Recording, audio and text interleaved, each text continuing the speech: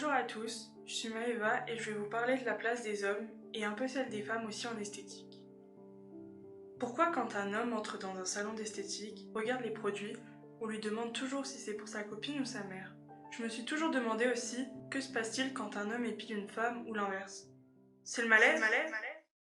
Alors, toute contente de mon sujet, j'ai décidé de mener ma petite enquête. Mais dans quoi je me suis embarquée? Des informations sur internet? Très peu. Des clients ou des professionnels qui acceptent de me parler? Zéro. Pas le temps, débordé, le Covid, les vacances. Et puis finalement, la lumière au bout du tunnel est la rencontre de 5 femmes passionnantes, passionnées, courageuses, intelligentes et tolérantes. 3 générations de femmes qui prennent la parole sur la place des hommes en esthétique. Du centre de formation d'apprentis de Beaune à un centre parisien, des salons de la capitale à celui d'un village du Val d'Oise, de la salle de travaux pratiques à la cabine, d'une meilleure ouvrier de France à une meilleure apprentie de France. N'ayant trouvé aucun homme pour prendre la parole, j'ai décidé d'envoyer 2 garçons sur le terrain, Onur et Lassana, que je remercie du fond du cœur pour leur soutien. Ils ont d'abord recueilli la parole de Fabienne Vanham, esthéticienne dans le sud de la France, puis à Paris, formatrice depuis 29 ans, et surtout meilleure ouvrier de France en 2004. Alors on n'a pas pu s'empêcher de poser LA question. Ça fait quoi d'être une meuf? Alors, être meilleur ouvrier de France, écoutez, c'est l'excellence du métier, c'est la perfection dans son métier, c'est donner des valeurs, c'est aussi transmettre. Donc c'est pour ça aussi que je l'ai passé parce que on présente aussi des jeunes au concours des meilleurs apprentis de France. Voilà, c'est quelque chose qui vous anime. Moi, je suis passionnée par mon métier depuis de nombreuses années et le fait de faire ça, si vous voulez, c'était une consécration professionnelle. J'ai eu la chance dans ma vie d'aller à l'Élysée, rencontrer le président de la République, qui à l'époque était Jacques Chirac. Vous voyez, donc c'est un petit peu ancien, mais voilà. Et c'est quelque chose qui vous revient, mais c'est beaucoup de travail, beaucoup d'investissement, et quand on l'obtient, c'est un plaisir décuplé. Puis on a décidé d'entrer dans le vif du sujet. Les garçons dans la filière esthétique, ça existe? Dans ma carrière, j'ai eu 2 garçons. 2. En CAP esthétique, d'accord. Alors c'était des garçons donc, qui avaient 16 ans, qui avaient trouvé une entreprise. Il y en avait un qui était chez Yves Rocher, et puis l'autre, il était dans un institut traditionnel. Alors ça se passait bien, en cours ça se passait bien, parce que c'était le rôle aussi du prof d'intégrer le garçon. Parce que par exemple, nous dans nos soins, par exemple, on fait des épilations. Alors, bon, les filles, forcément, elles sont un petit peu dénudées. Donc, le garçon qui m'a m'épiler. Donc, on prenait quand même, on faisait attention. Il faisait, les jambes, etc., par certaines parties plus intimes. Mais ça s'est toujours bien passé. La seule chose, c'est triste à dire, mais ils n'ont pas tenu le rythme. Donc, il y en a un qui était très intéressé, mais il a lâché. Il est rentré en septembre, en décembre, on l'a plus vu. Et puis l'autre, c'était pas trop le rythme, mais bon, il trouvait pas sa place dans l'entreprise où il était. Pourtant, l'employeur faisait tout pour le mettre à l'aise, mais ça se passait pas trop bien et donc il a décidé d'arrêter. Voilà, ça c'était pour les cours. Après, il y a des hommes dans l'esthétique pour plein d'autres raisons. Mais alors, actuellement, je vais vous dire, nous n'en avons aucun. Moi, je vais vous dire, les 2 que j'ai eus, c'était il y a 18 ans en arrière, quoi. Et quand on fait passer les examens, parce que nous on est centre d'examen pour le Val d'Oise, il n'y a pas de garçons, on ne voit pas de garçons. On a ensuite échangé avec Elodie, 29 ans, qui s'est formée il y a une dizaine d'années puis qui a changé de domaine. Et 3 apprentis, Tamara, Amandine et Ashley, 20 ans. Détentrices du CAP, elles se forment pour le brevet professionnel. Toutes les 3 sont motivées avant tout par le bien-être de leurs clientes et clients. Selon les assises 2017 de la Confédération nationale d'esthétique et parfumerie, et oui, ça date, mais on n'a pas trouvé mieux, il y aurait 17% de clientèle homme. Alors comment ça se passe si un client homme vient en salon pour un soin? Moi en fait ça diffère pas trop par rapport aux soins. On prend toujours soin des personnes, que ce soit un homme ou une femme, hein. Il est venu pour ou elle est venue pour se détendre. Donc moi personnellement je masse toujours. Bon après il y a des zones à éviter bien sûr pour les hommes et en fonction, mais c'est vrai que moi je prends toujours ça comme le bien-être de la cliente ou du client. Que ce soit un homme ou une femme, on doit lui rendre, enfin je sais pas comment dire, ouais voilà, faut lui donner la détente qu'il est venu chercher aussi, comme une femme en fait. Je pense que c'est quand même une appréhension, hein. Quand on a un homme en face de nous, on se dit est-ce que il va faire des gestes déplacés? Après, comme on disait, on est là aussi pour le détendre, donc on se dit qu'on est à fond dans la détente, on pense qu'à ça. Enfin voilà, on est un peu. Moi je sais que je suis un peu craintive, je me dis bon j'ai un homme, bon on verra comment ça se passe quoi. Le geste, je l'ai jamais eu, mais au téléphone, il y en a beaucoup qui demandent en fait, enfin, par exemple, vous massez comment? C'est des questions bêtes. Bon, ça m'est déjà arrivé, je lui ai expliqué, on masse, on fait un modelage californien, donc c'est massage du dos, massage des jambes, et je lui explique, je lui dis on s'arrête au genou, voilà. Puis après, enfin, quand il insiste, ah c'est tout, enfin, c'est que voilà, il veut quelque chose d'autre. Au début, c'est compliqué quand on vient. Enfin, moi, quand j'ai commencé en CAP, ma première année, quand ma patronne elle m'a expliqué, voilà, un homme, s'il dit ça ou il se passe ça, je me suis dit, mais non, enfin, pourquoi quoi? Il vient dans un institut de beauté, enfin. Et au final, plus on grandit aussi et plus on aperçoit comment la personne parle et son attitude. Et on se dit, oui, je comprends ce qu'elle me disait en fait avant. Moi, ma patronne, elle m'a dit, si jamais ça t'arrive, entre guillemets, tu lui fais comprendre que bah non, tu continues à le masser, mais tu lui dis, je vous fais un avertissement et après sinon c'est stop.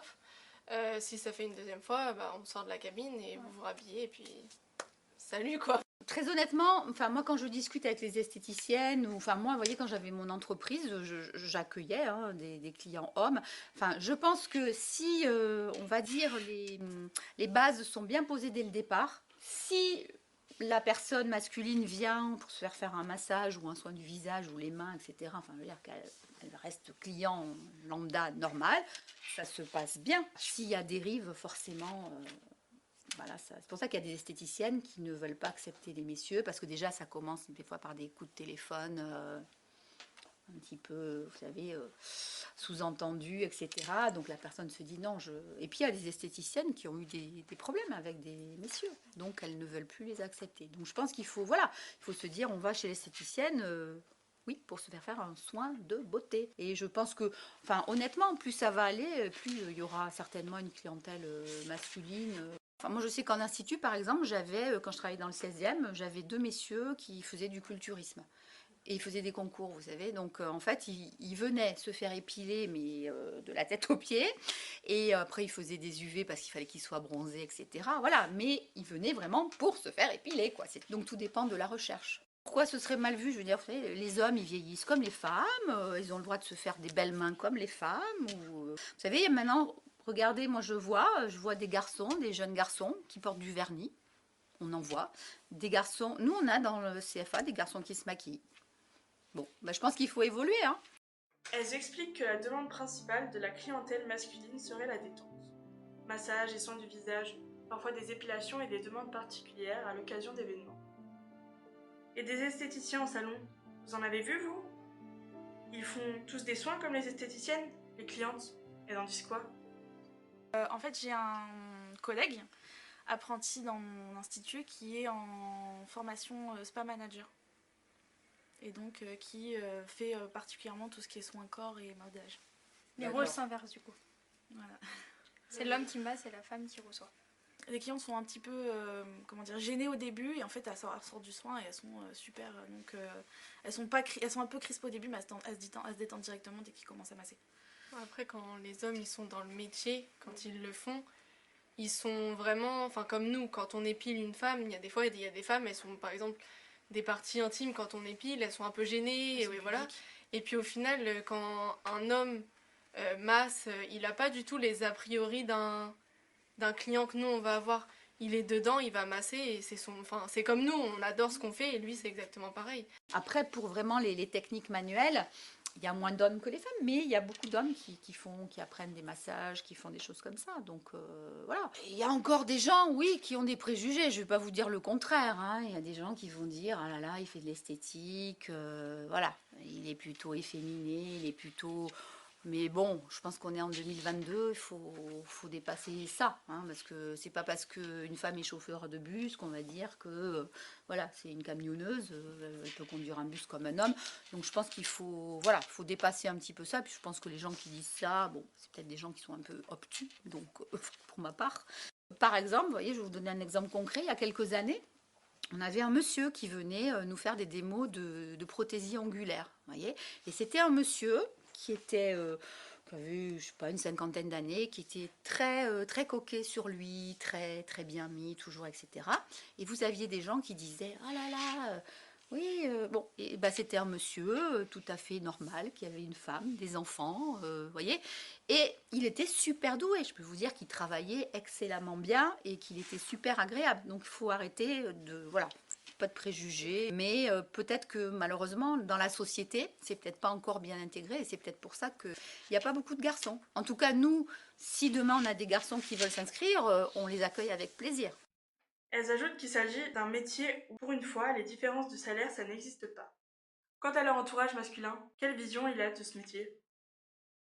Moi, ma mère et mon beau-père l'ont accepté. Mon père a eu du mal à l'accepter. Mon père a l'image d'une esthéticienne qui... Alors ça va être brut de pomme, hein, ce que je vais dire. Mais mon père a l'image de... Ce qu'il m'a dit, c'est tu te vois épiler l'arrêt du cul d'une vieille.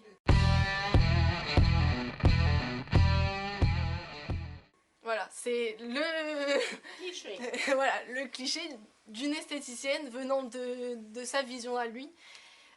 Qui maintenant au final quand il a vu que bah, j'ai fait meilleur apprenti de France, que j'ai réussi et que maintenant j'ai eu mon CAP, et il n'y a pas que les épilations, il y a des soins visage, les ongles, il y a tout, et au final maintenant il est super fier. Deux garçons en formation d'esthétique il y a 20 ans, ça doit être compliqué des classes que de filles. Et il se passerait quoi si un garçon venait en salle de TP s'entraîner aux techniques d'esthétique sur les filles? Enfin, moi personnellement, je sortais du collège, j'avais 15 ans quand j'ai commencé le CAP. Ouais. Je venais juste de passer mon brevet et puis je suis directement partie en CAP. Donc au début, on sort du collège, déjà, on est enfant et on passe directement dans le monde du métier. Et c'est vrai qu'on est pudique, on vient de développer notre corps. Enfin, c'est vrai que d'être tout ensemble, au début, c'est compliqué. Puis au final, au fur et à mesure, bah, c'est pareil, on se connaît. Par exemple, ce matin, on a eu pratique. On est, voilà, chacune, un soutien-gorge culotte, sous les draps, et puis après, on se rhabille, quoi. Mais s'il y a un garçon, bah, il sort, il se rhabille dans les toilettes, et nous, on se rhabille ici, en fait. Et puis après, bah, il revient. Ce qu'elles ont peut-être pas dit aussi, c'est que nous, on a des classes de filles, et souvent, c'est pas évident, les classes de filles, parce que bon, là, elles sont en BPS, s'entendent bien, mais des fois, il y a...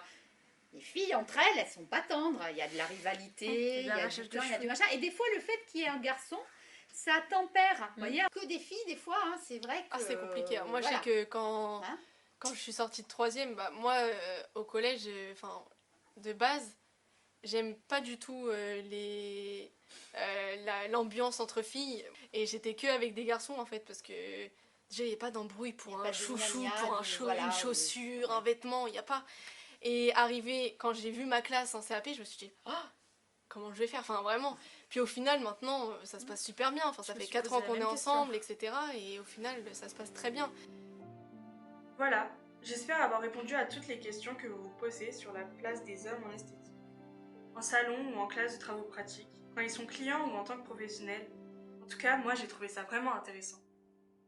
J'ai parfois été surprise ou choquée, parfois rassurée sur l'évolution positive des mentalités, et aujourd'hui je me dis que j'aurais pas pu trouver meilleur sujet. Et qu'en 2022, il est vraiment temps que les hommes aient toute leur place dans ces endroits dédiés à la détente et à la beauté.